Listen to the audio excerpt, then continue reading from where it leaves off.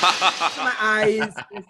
Look into my eyes. Yes, Madam Daisy. So what Daisy is doing there, okay, is that she's giving you a massage, Chris. Oh, do that again, please. Virtual massage. Gilbert, join in massage. massage. Okay, Chris. here you go. Oh, it feels so good. Yeah. I tell you, the CB thing is driving us all nuts, right? Okay. Yes. And it just seems to me that all of a sudden I am the correspondent for these sort of news. Yes, Vice prime correspondent. Well, Prime thanks. time. Yeah. I don't know why. Is it a face or what? You know? Weren't you undercover? No. Well, undercover what? You mean on the cop side or the other side? Neither. Both sides. Do not be fooled by this cheeky-looking face, but never mind. Now, there have been a spate of raids by the cops, and these raids were for vice-related activities, and they actually arrested 30 women, and along with them, there were 19 men. And these raids were conducted in HDB flats, condos even, massage parlors, that's expected, and even a hotel. So Right. they were each fined $300 because they left their residences Yeah. to go to these places for a non-essential activity. I don't know why it's okay. Never mind, essential or not. They That's probably- subject. It's relative. Okay, never mind. Yes, they but probably it is. felt it was very essential. Yeah. I'm pretty sure they did. You know, and amongst the men, these 19 guys that were arrested, there was an 85-year-old dude who was also caught. I mean, first of all, I give the For man. you, uncle. Yeah, full marks at 85, and he still thinks that this is essential. Yes. Yes. And I really give it to the Aging well. dude. Oh, hell Aging yeah. well. Aging Yes. well. Yeah, you got to find out his secret, yeah. But he got caught, and he got fined, and God knows what else is going to happen, because nothing else is reported about that. But with Was that, he at least wearing a mask? I don't know, to get yourself involved in this sort of non-essential activity that's essential to them, does he need to cover up? I think Look, you can't do this thing, Chris. but you can wear PPE, right? You know. Look, Chris, Oh gosh, you're talking about you this. can't breathe, when you're doing or whatever. Okay. All right, Chris, I want to just say Strenuous something. You talked Yes. about this 85-year-old man and how much you admire what he's doing, right? That he's 85. I just want to let you know something, that it's especially for people of that age. I need to talk on behalf of those people who are in the 80s and what it means to people who are older. These Yep. months of CB. It's like, Ah. oh my God, every day passing is you're losing a part of your life. Yeah. Every day is, taking away your travels or being with your loved ones, or you can't do things that you want to do. And you might be actually thinking, will I get another chance? Will there be another tomorrow? What am I doing locked up in the house? Man, I need to be out there and get what I want. And so, hey, for them, it's life is so precious, especially at that.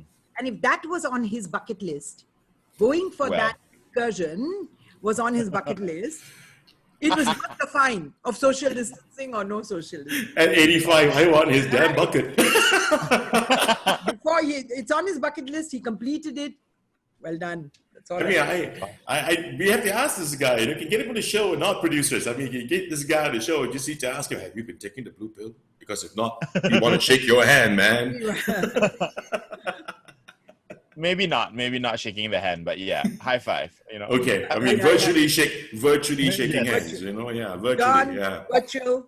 Yes, virtual. Everything is virtual, just like our massage. But it does highlight something though that I think hadn't crossed my mind at all until this news popped up, right? That there is another industry, right, and another group of workers who have been kind of, I don't know, not talked about and forgotten about, right? Because we do have legal sex workers in Singapore, right, providing a service, and are they being looked after at a time like this? I assume they can't work, right, and they can't work from home definitely. So yeah, who's helping them? They've got families to feed as well, You know, John, you right? bring up a very, very, very important topic as you bring up the sex workers. Because you see, in Singapore, I think they are even maybe more marginalized and discriminated against than maybe even the migrant workers. That's because when you use the word sex worker, it's also a deep moral judgment that you're making, when you use the word sex worker. Now, I had a chance, an opportunity to talk to Vanessa Ho, who is actually leading this NGO called Project X, and they are primarily the people who are working to aid these sex workers. So there are three types, like you correctly said. They are put into three areas: the Singaporean sex workers, the migrant sex workers who are here on official passes, and the foreign workers who come on tourist visas or whatever. Now, what is ironical is that, they closed the bars, they closed the cafes. Of course, there was a lot of loss of income for the workers. Having said that, the migrant workers, the Singaporeans and the migrant workers, they can claim relief from the government. But the challenge is that they don't have any invoices to show loss of income. How are they going to prove that this was my income and now it's gone down by 30%? Please give me relief. That's one of the very, very important challenges that they have. For the migrant workers, a lot of them hopefully managed to go back before the CB was announced. But there are those who are caught in the net who can't leave because there are no flights, and they have to be taken care of. I'm curious. I'm curious, Daisy. Are we certain that migrant workers could actually be legal? No, in the sense, plowing the strait legally? Is that allowed for? You see, what happens is whether they are calling themselves sex workers, or whether you're in a salon, or whether you're, in a bar or the point is that the bars are closed. And if there was any income that you got from other areas, how are you going to be able to show it? And I think very critical is that with all these donations that have been coming across, they are the ones that fall through the net. Because again, it's connected, when I'm giving, it's connected to a moral conscience. And there is a judgment being made that, oh, really? Do I need to give sex workers my donation? Having said that, just like you talked about the migrant workers, each one of them is doing this for their families. Now, if you'll bear with me, guys, I just want to read a message sent by Vanessa. I was so happy because we want to reach out to this group that is being marginalized or discriminated. We do our bit for everybody. We don't discriminate about who we want to give to. So she says, I think I want listeners to know that beyond all the moralizing about sex workers, one thing is true, that all of this they do to support their families. We are running an emergency safety net program and already have 30 applicants so far. One thing that ties everyone together is that they earn not for themselves, but for their parents, their grandparents, their children. And when they lose their income, all these people go hungry. And that's why we started our program to alleviate some of their stresses. So if you want to donate, please go to our website, http://theprojectx.org. Please donate. So their project is, I'm just putting this in because we are talking about all this giving and, Well, I suppose for society to be able to rise to challenge. Because as you said, I think this is prevalent in almost all societies, that sex workers are sort of looked upon with a certain amount of, lack of a better term, forgive me, disdain. Yeah. But Chris, sorry to interrupt, but I just need to tell you, because you mentioned other countries, that places like Canada, if you read about it, you realize that the government itself is in a dilemma, is in a quandary. Because there's this very thin line about what is legitimate, what is not, what is legal for prostitution, what is not. Now, how does a government set about a policy where they're actually giving aid or helping those who are doing this illegally?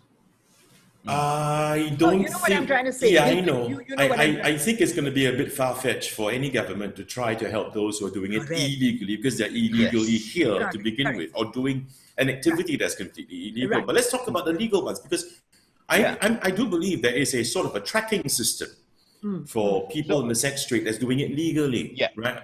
Like Because they're all for instance. here. Yeah, they They're have all to go here, for they're HIV attached. and STD tests every month or every Yes, week or something exactly. like They're that. I'm pretty regularly sure. checked. Yeah, They they're have very regularly passes. They checked. are all registered. Yeah. So there's a so sort they of a are role of legitimate them workers. already. Yeah. So Like a- there is actually a possibility of taking care of them like you take care of any other industry. But Because they you know, do but for have charity, foremen and bosses and all that they report to.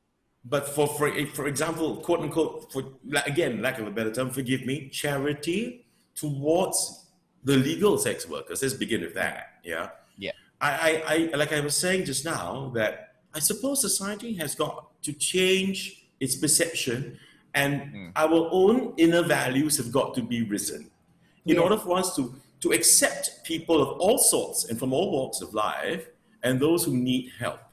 You know, for communities to step forward to say, we forgot about them, they fell through the net, as you said. Let's do something about this. You know, and I think this is you're right, Daisy. We should never, everyone's human, right? Yeah. But how is that going to happen? You know, society must see a real big shining light for us to go. Okay, Chris, help them all right. out. Let's separate the two, okay? On the one hand, you got the big societal issue, whether society will accept these people enough for governments to be able to do something and all that.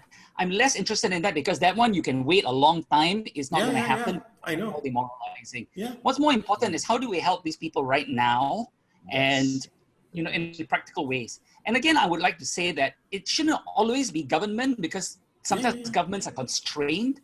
Those people who are compassionate and kind want to help these can go to an organization like Project X. Yeah. And if you feel like, okay, I don't want to give money to them, maybe you can donate canned goods or food for them to be able to give to their kids, you know.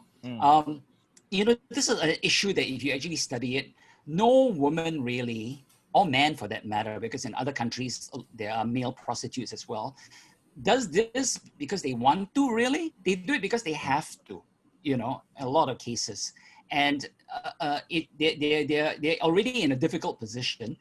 How much more so in a time like this when, you know, the economy is in a tailspin and people are in other occupations are having difficulty. How much more so for these people? So there are ways that people can help and by reaching out to them now. The bigger issue, I think, is going to be a while before, you know, it's been around for it's the oldest occupation in the world. And yes. Sure. That's the reason why I'm saying that, you know, we already have Project X. And if Project X has reached out to Daisy, you know, as well, right?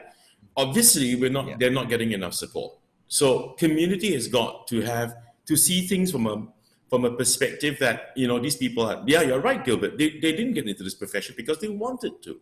Yeah. They got into it because they had to.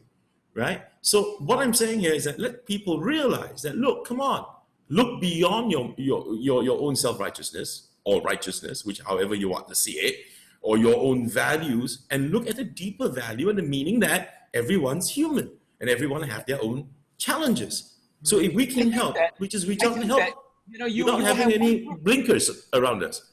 Yeah, but I think you will have that one group there, the moralist, who will never, okay?